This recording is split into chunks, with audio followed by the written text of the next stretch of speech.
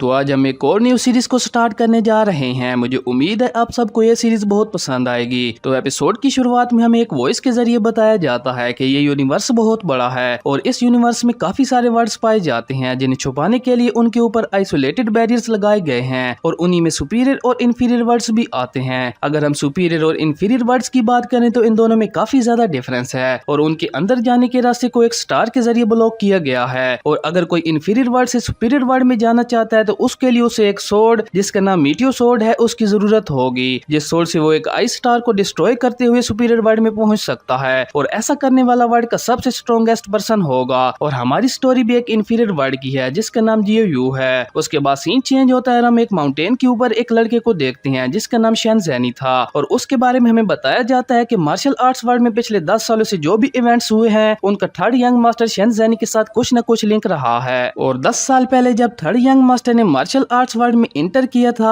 तब से लेकर अब तक वो एक भी फाइट नहीं हारे हैं और उनकी अब तक की सबसे खतरनाक फाइट 1 साल पहले डेवल सेट के चीफ रेनकोट मैन के साथ चेरी क्लेफ पे हुई थी। उसके बाद हम चेरी क्लेफ पे रेनकोट मैन और शेन ज़ेनी को देखते हैं जहां रेनकोट मैन ज़ेनी से कहता है वन जंग सोर्ड सुतरा मेरे हवाले कर दो तो मैं उन 160 लोगों की जान बख्श दूंगा। और ये कहकर डेवल सेट के चीफ रेनकोट मैन भागकर ज़ेनी की तरफ जाता है और अपनी सोर्ड से उस पर अटैक कर देता है। वहीं ज़ेनी भी अपनी सोर्ड से उस अटैक को रोक देता है। उसके बाद उन दोनों के दरमियान एक बहुत खतरनाक लेवल की फाइट होने लगती है पर तभी रेनकोट मैन अपनी सोर्ड से ज़ेनी पे थंडर लाइटनिंग अटैक करता है जिससे वहां पे एक बहुत बड़ा ब्लास्ट होता है। और तभी हम ज़ेनी को देखते हैं जहां ज़ेनी से बहुत ज्यादा स्पिरिचुअल पावर निकल रही थी और रेनकोट मैन के अटैक की वजह से उसे कुछ भी नहीं हुआ था। और ये देखकर रेनकोट मैन एक बार फिर से ज़ेनी पे अटैक कर देता है जिससे ज़ेनी अपनी सोर्ड से रोक देता है और वो सोचता है ये पर्सन वाकई इस वर्ल्ड का सबसे स्ट्रॉन्गेस्ट पर्सन है पर इसके पास भी मीटियो सोर्ड नहीं है जो मुझे चाहिए। वहीं उन दोनों के अटैक्स के टकराने की वजह से चेरी क्लेफ का एक हिस्सा टूट जाता है और वो नीचे खाई में गिरने लगता है और ज़ेनी भी उसी के साथ साथ नीचे गिरने लगता है। पर तभी ज़ेनी दोबारा चेरी क्लेफ पे आते हुए रेनकोट मैन पे अटैक कर देता है पर तभी रेनकोट मैन एक बार फिर से अपनी सोर्ड के हिट से ज़ेनी को पीछे धकेल देता है जिससे ज़ेनी एक बार फिर से उसी माउंटेन के साथ नीचे गिरने लगता है। पर तभी वो दोबारा ऊपर आते हुए रेनकोट मैन पे अटैक कर देता है। दोनों में से कोई भी हार मानने को तैयार नहीं था और दोनों एक दूसरे पे भारी पड़ रहे थे। तभी रेनकोट मैन अपना ऑरा रिलीज कर देता है जिससे वहां की जमीन से स्पिरिचुअल एनर्जी निकलने लगती है पर ज़ेनी उससे बच जाता है और एक बार फिर से रेनकोट मैन पे अपनी सोर्ड से काफी पावरफुल अटैक कर देता है और उसे हरा देता है। और तभी हम देखते हैं ये सारी स्टोरी एक ओल्ड मैन स्टोरी टेलर साहब को बता रहा था और वो कहता है उसके बाद से मास्टर शेन ज़ेनी को कहीं भी नहीं देखा गया। मे भी हो सकता है उस फाइट में यंग मास्टर शेन ज़ेनी बहुत ज्यादा इंजर्ड हो गए हों और वो अभी तक उससे रिकवर हो रहे हों। और कुछ लोगों का तो ये भी कहना है कि अब यंग मास्टर शेन ज़ेनी को स्वॉर्डमैनशिप में कोई इंटरेस्ट नहीं रहा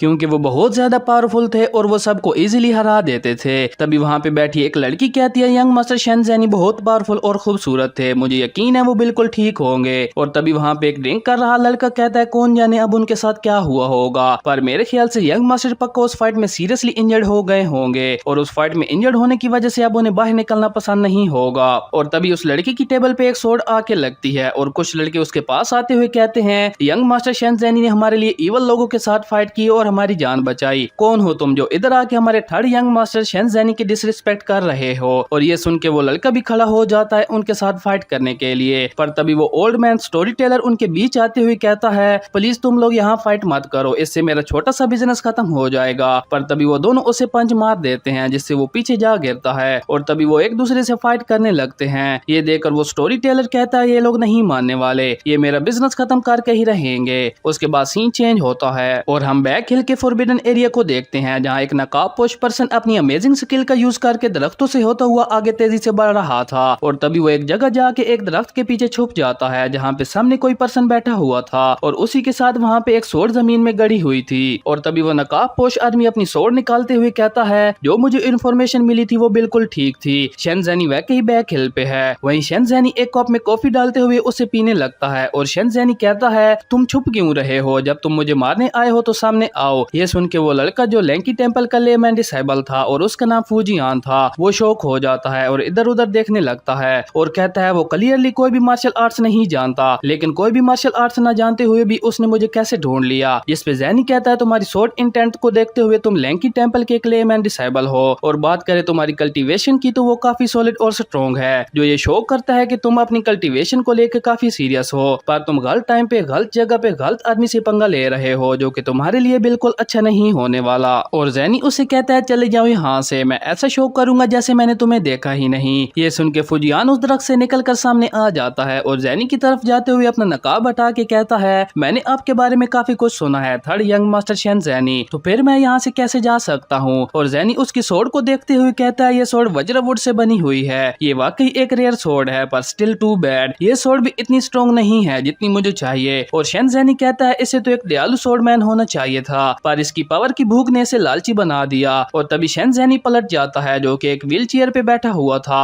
वहीं फुजियान जो शेन जैनी के सामने सर झुकाए खड़ा था वो अपनी डिवाइन पावर आई का यूज करता है और जैनी से कहता है मैंने अभी अपनी डिवाइन आई से चेक किया, तुम्हारी डेंशियन और वेंस ब्रेक हो चुकी हैं, जिसकी वजह से तुम जरूर बहुत ज्यादा पेन में होगे। मैं तुम्हें इस पेन से फ्री कर देता हूँ और इसके एडवांटेज में मुझे हेवनली रैंक मिलेगा। और ये कहकर वो अपनी सोर्ड निकाल लेता है और उस टेबल को काट देता है और अपना ऑरा रिलीज करते हुए ऊपर आसमान में उठ जाता है और अपनी स्पिरिचुअल पावर से मल्टीपल सोर्स क्रिएट करता है। वहीं ये देखकर शेन जैनी बिल्कुल भी नहीं घबराता, वो उसी तरह शांत बैठा होता है। वहीं फुजियान बुड्ढा लोटस टेक्निक से शेन पे अटैक कर देता है और कहता है तुम मेरे इस अटैक को नहीं रोक सकते, मैं इस अटैक से तुम्हारी जान लेने वाला हूँ। पर शेन जैनी अभी भी शांत बैठा था और वो एक फ्लावर की पत्ती में अपनी स्पिरिचुअल पावर डालता है और देखते ही देखते वो सभी सोर्ड्स उस फ्लावर में चली जाती हैं और वो फ्लावर एक सोर्ड में चेंज हो जाता है, जिससे शेन जैनी फुजियान के बुड्ढा लोटस पे अटैक कर देता है, जिससे उसका अटैक डिस्ट्रॉय हो जाता है, जिस वजह से वहाँ पे बहुत ज्यादा एनर्जी रिलीज होने लगती है। ये देखकर फुजियान बहुत ज्यादा शॉक हो जाता है और तभी हम वन जेंग पैलेस को देखते हैं जहाँ एक आदमी जिसका नाम शेन बाई ही था उसे उस एनर्जी की वजह से वहाँ पे बहुत तेज हवा फील होती है और वो कहता है ये हवा इतनी कोल्ड क्यों है, और ये कहकर वो वहाँ से अंदर जाने लगता है। वहीं फुजियान और उसकी सोर्ड दोनों नीचे आ गिरते हैं और फुजियान की हालत खराब हो जाती है और वो कहता है इम्पॉसिबल, ऐसा कैसे हो सकता है, मैंने इस टेक्निक को कल्टीवेट करने के लिए अपनी पूरी लाइफ लगा दी, पर इसने सिर्फ एक फ्लाइंग फ्लावर से ही मेरी इस टेक्निक को डिस्ट्रॉय कर दिया, क्या ये लेजेंडरी वन जेंग सोर्ड शूटर की टेक्निक है। और तभी शेन जैनी पलटकर फुजियान से कहता है तुमने पावरफुल बनने के लिए रॉन्ग पाथ को चूज किया और रॉन्ग पाथ पे चलकर तुम अपनी डेस्टिनेशन को कैसे हासिल कर सकते थे। जिस पे फुजियान बहुत ज्यादा सैड होते हुए कहता है मैंने 20 सालों तक बहुत हार्ड प्रैक्टिस की, पर एट दी एंड मुझे कुछ भी हासिल नहीं हुआ।